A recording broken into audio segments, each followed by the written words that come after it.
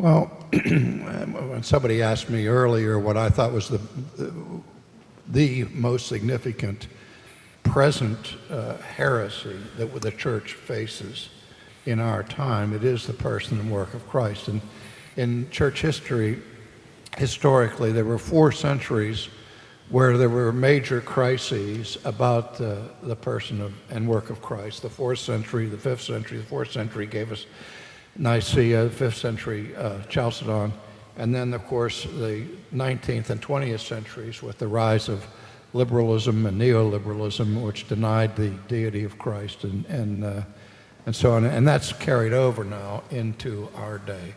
And unfortunately, if you watch Christian television, you won't have to watch for more than 2 hours to see virtually every historic Christological heresy being repeated on the screen in our day. There is an uncanny ignorance of Christology, and what that means is that there's an uncanny ignorance of the gospel. I remember several years ago, some folks did a survey at the Christian Booksellers Convention. There were 6,000 people there, mostly mom and pop bookstore owners, and also Christian publishers, people who have a greater than average interest in education. And they were surveyed and asked the question, what is the gospel?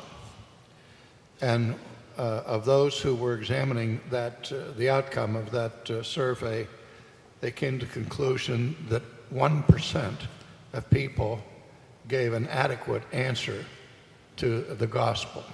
And when I used to teach doctor of ministry programs with our clergy and would be teaching the gospel, I would start my classes by asking the question, gentlemen, let's write on the board your summary of what the gospel is. You were ordained to the gospel ministry. You call yourself a gospel preacher and all that kind of stuff.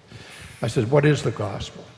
And the answer I would get would be, the gospel is the good news that we can live a purpose-driven life, or the good news is that we can have our sins forgiven.